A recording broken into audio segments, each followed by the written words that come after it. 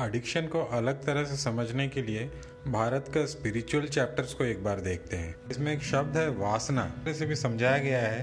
ये एडिक्शन बताता है और इसमें अच्छे और बुरे एडिक्शन दोनों बताए गए हैं। अच्छा है सात्विक और बुरा है तामसिक। वासना इच्छा जैसे काम, क्रोध, लोभ, अभिमान, अहंकार, पाखंड, भ्रम, ईर्ष्या, घृणा, नाम, प्रसिद्धि, सुंदरता, सम्मान तामसिक वासना की ओर ले जाते हैं। दया, ममता, सहनशीलता, उदारता, क्षमा और साहस, ये सब सात्विक वासना में जाते हैं। मनुष्य जीवन अविद्या यानी अज्ञानता से शुरू होता है।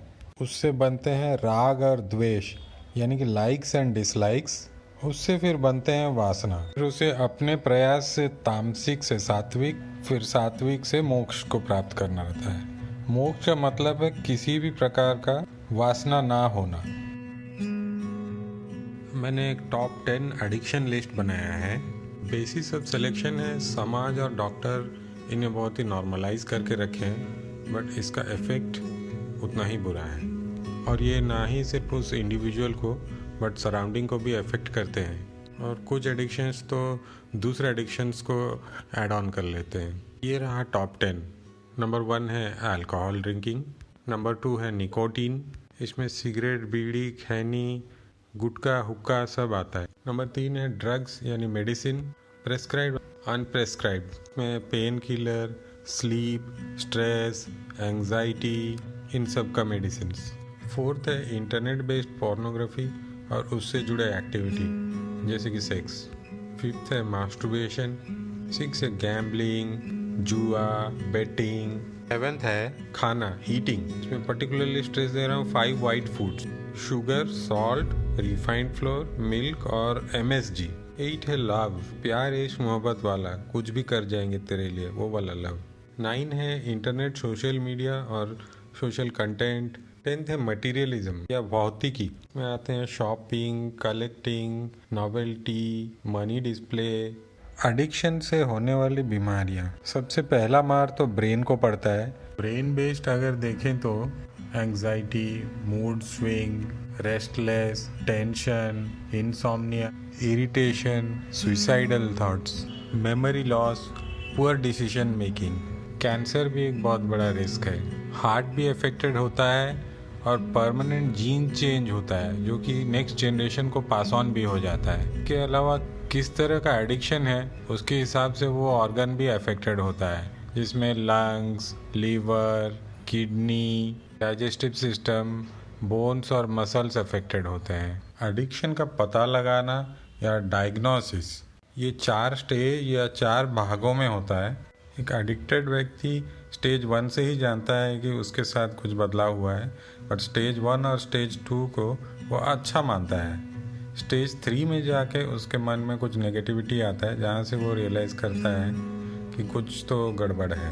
और अगर आप एज एन आउटसाइडर यानी कि फ्रेंड या फैमिली मेम्बर ऑब्जर्व करना चाहते हैं तो स्टेज 1 से ही आप जान पाएंगे। आगे पॉइंट्स को देखिए, इससे समझ आएगा। स्टेज 1, एडिक्टेड व्यक्ति अचानक से आत्मविश्वासी, खुश, साहसी, जोखिम लेने वाला, मौजूदा फ्रेंड या फैमिली सर्कल को छोड़ना और नया सर्कल बनाना, बहाने बनाना उस एडिक्शन को पाने के लिए। एडिक्शन से हुई गलतियों को बिल्कुल भी रिग्रेट या खेद ना होना। स्टेज 2, इस स्टेज में वो अपने पसंदीदा हॉबीज को कम करने लगेगा। मौजूदा रिश्तेदारी या दोस्ती में झगड़े और नेगेटिविटी आ जाएगी। उनके रोज के दिनचर्या में काफ़ी बदलाव आएगा। उनका स्लीप पैटर्न, ये लोग काफ़ी झूठ बोलना भी शुरू करेंगे अपने एडिक्शन को छुपाने के लिए। उनके पास बहुत से बहाने होंगे उस एडिक्शन के डिफेंस में, पॉजिटिव आंसर्स। एक बार फैमिली हिस्ट्री और अर्ली अपब्रिंगिंग को भी एक बार जांच लें। इस स्टेज में पेसिमिस्ट्स और इंट्रोवर्ट्स, इनको बहुत ही इजीली पकड़ा जा सकता है। ऑप्टिमिस्ट्स और एक्सट्रोवर्ट्स को पकड़ना अभी भी थोड़ा मुश्किल ही रहता है। स्टेज 3, मेंटल और फिजिकल हेल्थ दोनों में भारी बदलाव दिखेगा। अचानक से गुस्सा होना, फिर अचानक से संवेदनशील हो जाना, depression, anxiety, suicidal thoughts. Physical बदलाव देखें तो सडन वेट चेंज होना, बाल, त्वचा, नाखून ये सब खराब होना, कोई ना कोई बीमारी में अक्सर फंसे रहना, जैसे सर दर्द, पेट दर्द, उल्टी, सर्दी, खांसी। नॉर्मल हेल्थ स्कैनिंग में कोई ना कोई पैरामीटर बॉर्डर लाइन क्रॉस कर चुका होगा। इस स्टेज में एडिक्टेड व्यक्ति एक नया एडिक्शन भी ले लेता है, पुराने रिश्ते या दोस्ती को फिर से जोड़ने की कोशिश भी करता है। स्टेज 4 स्टेज 3 का ही खराब स्वरूप होता है। इस स्टेज से भी ब्रेन डैमेज से तो रिकवरी हो जाएगी, पर इसके अलावा कोई अन्य ऑर्गन ज़रूर डैमेज हो चुका होगा, उसे रिकवर करना मुश्किल है। एडिक्शन का ट्रीटमेंट या इलाज क्या है? एडिक्शन से कोई खुद से तो बाहर नहीं आ सकता, एक्सटर्नल सपोर्ट ही चाहिए। स्टेज 1 और स्टेज 2 में तो वो खुद ही अलाउ कर रहा होता है, क्योंकि उसे उसके फ़ायदे मिल रहे हैं, तो विल पावर और मास्टर ब्रेन का कोई यूज़ नहीं है। स्टेज 3 पहुंचने पे मास्टर ब्रेन तो पूरी तरह से हाईजैक हो चुका होता है, तो विल पावर भी लगभग ज़ीरो ही रहता है। फैमिली मेम्बर्स या फ्रेंड्स या वेलविशर्स जिन्होंने आपको मना किया था, उनसे कम्युनिकेट करें। भारतीय स्क्रिप्चर्स में जैसे मेंशन किया गया था, कहा गया था विद्या, तो लर्निंग करना पड़ेगा इस टॉपिक पर। मेरे एपिसोड्स को सुने, और भी लोग सेम टॉपिक पर बोल रहे हैं, साइंस जर्नल्स पढ़ें। नेक्स्ट स्टेप है इस तामसिक एडिक्शन से सात्विक एडिक्शन की ओर जाना। दान, धर्म, पूजा पाठ, समाज सेवा करें, एक नया हॉबी या आर्ट वर्क कुछ सीखने की कोशिश करें। Physical exercise, meditation, yoga, group therapy session. कोई अपना अगर सफ़र कर रहा है तो उन्हें इन सब का एक्सपोजर दें और हार न माने।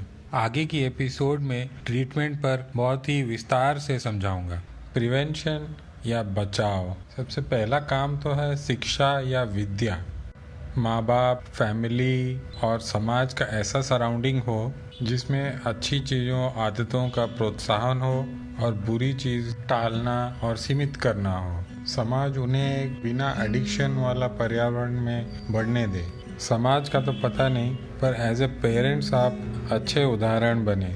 ये नहीं कि आप cake, biscuit, chocolate, cold drink, alcohol लेके बैठ जाए और टीवी ऑन और मोबाइल ऑन करें और बच्चे से ये एक्सपेक्ट करें कि वो पढ़ाई करेगा और इन सब आदतों को पिक नहीं करेगा। पढ़ाई में लॉजिक, मैथ्स, रीजनिंग इस तरह के सब्जेक्ट्स रखें।